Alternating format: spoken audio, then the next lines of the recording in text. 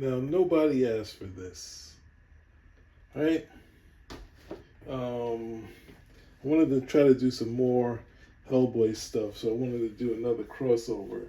But I think I showed you what was close to be the top of the line of the Hellboy crossovers. I think, what was it? Mad Men was fun, but they didn't really have that much interaction. It's just like a short little bit. Um, the um, the James Robinson one was very much like a Mike Mignola book, so it really fit right in. But you guys are gonna make me do this, and I wasn't prepared to have to do this.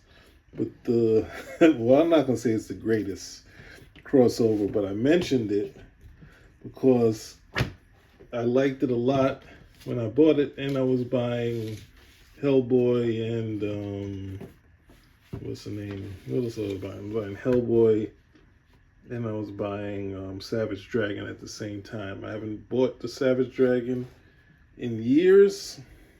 Have checked it out. My description of it. Well, no, let's not even get into that. We're gonna get into the joyous period where I used to read the Savage Dragon. Now, it's kind of tough. I think I read a few in the beginning, and then I read. I can't remember. Did I stop at the all splash page issue? Somewhere after that. But for some reason, I came back, and I was like, it's kind of working. I think this is when I kind of came back, and I stayed till about 50, I think it was. But let's look at this crossover, right? And Erik Larsen does a pretty decent Hellboy, right? And this is more of a, this thing kind of fits into the Hellboy type of stuff, right? And the Image guys are very much fans of Mignola. You also see, I think Hellboy appears in Gen 13. I think I did a video on that. But Mike Mignola does the voice for Hellboy, so he left the dialogue for Hellboy to Mike Mignola. And Mike Mignola's description of this is like Erik Larsen does comics, kind of the same, I guess in the same, similar to how he does comic books. So I'm not sure how he feels about it now, but he was very much positive about this crossover. And it starts back in the day just like a Hellboy comic.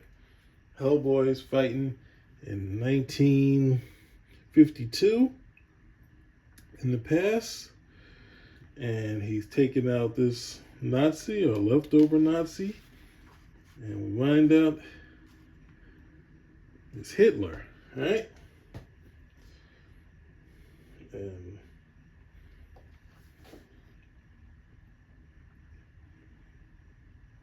goes in there, leaves him for dead, and Hellboy realized he just killed Adolf Hitler, right? But at the same time, nope. The actual head comes from this. After the explosion, a head is left over, right? And they think that they can save the brain, right? And this is a Hellboy character, so this is the big reveal of Brain Ape, right? And some of the villains, like the chicken villain, is pretty wacky, but he is very strong. There's also Cyberface. So we're gonna get to the good stuff. I'm sorry. Some of this stuff is kind of wacky. There's Cyberface and some of the villains and whatnot. So I was co-signing this, but this right here was the big draw for the Savage Dragon series. The subplot between his best friend Alex and police chief, who is almost his Commissioner Gordon, the old school Commissioner Gordon, person who got him into being a policeman. And so these were the things, his relationships, that sort of stuff, right?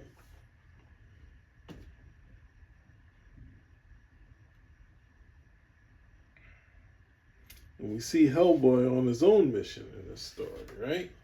And he gets attacked by these wacky ghouls.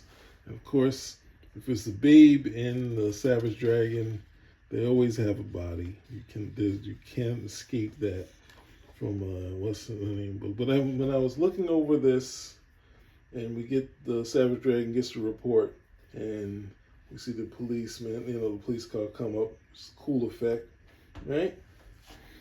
And this was really cool. So I was just like, I was a huge fan of Hellboy. I was reading the Savage Dragon and starting to like it. And we get this type of stuff from Erik Larsen. Right? And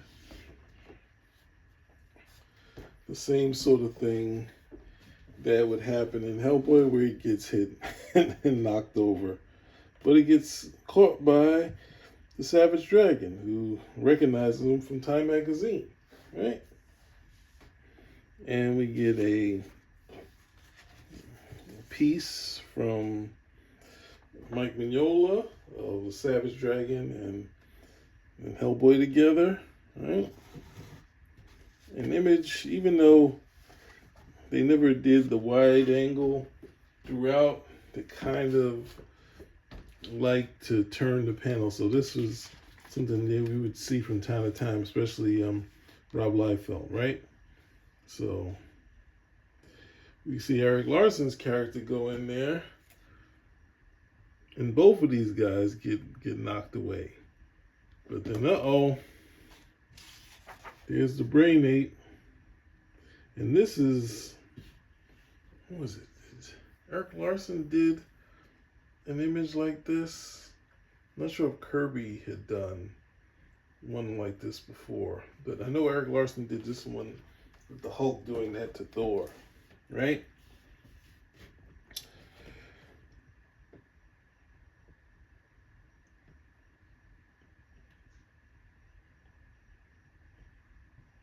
And we see Hellboy get an advantage against the mummy, and he uses his flare gun, and he takes out the thing. And this is a classic sort of Hellboy's type of thing, where he barely makes it alive, or he almost gets killed, or sometimes he gets caught in the fire, right?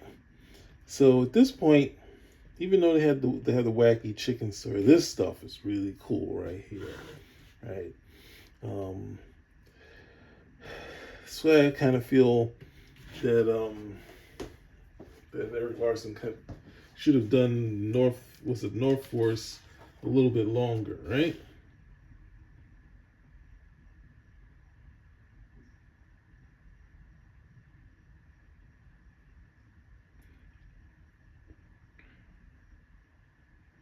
And then they have their first official meeting, but Brainiac uses Hellboy to punch the dragon. He's not ready to fight, and he said, wait. He sees that face, and then we have this jump to one of these ghouls, to a cyber face. So it's kind of a jump here. You know what's happening there, but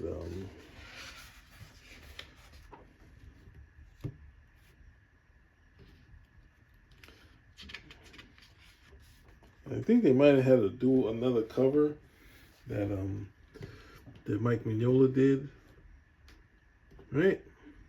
So now, once Brain Ape sees Hellboy, he figures it out that and all of his memories come back, right? So now, of course, he wants retribution on the reason why he's a disembodied head. So he controls Savage Dragon. Savage Dragon knocks Hellboy, and we see him falling down to the side. And at the same time, even though Brain Ape is controlling him, Savage Dragon can still talk, right? Yeah, and I love this shot here.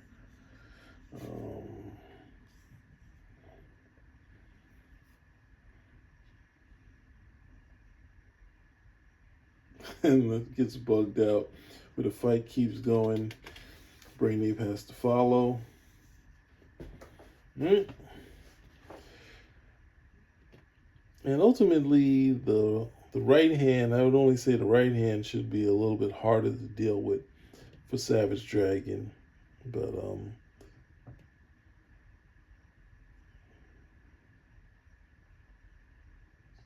and Savage Dragon, sorry, I thought we'd be more evenly matched. I'm not sure how someone decided that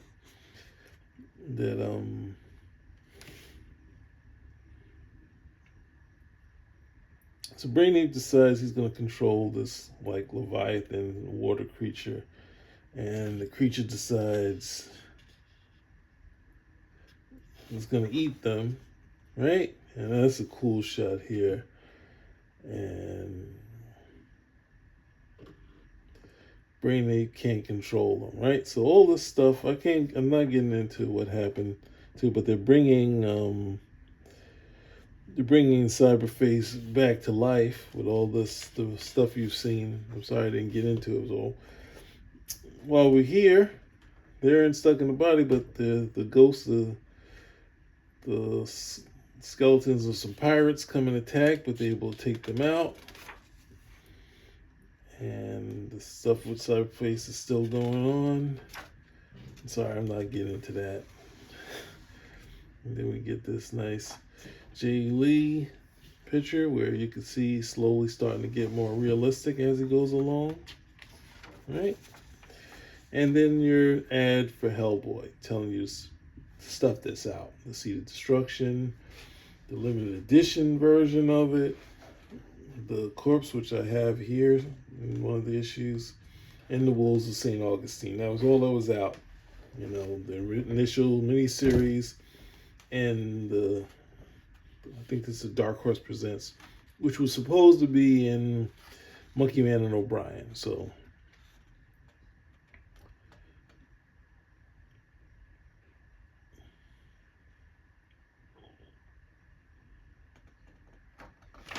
right.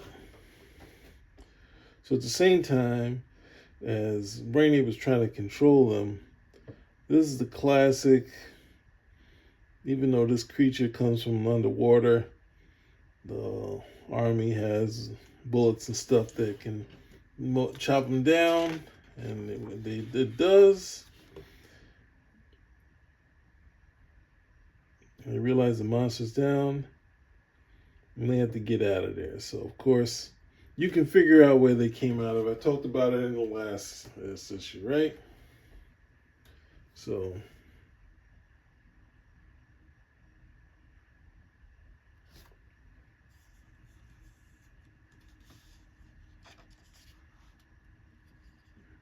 for some reason,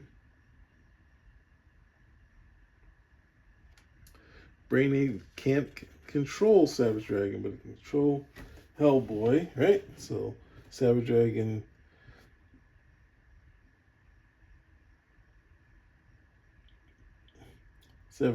holds them together with a bus, and I like the scale of this shot here. And then see him pull off the head, and the brain is trying to get away, right? But there's this knife that was stuck in from the pirates in his shoulder, which he takes and he catches the brain.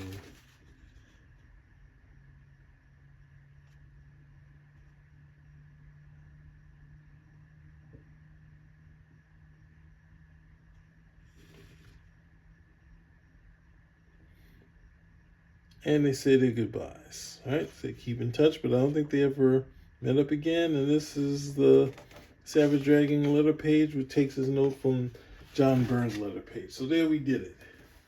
We got through it. Don't make me have to say this is definitely the most fun crossover for Hellboy.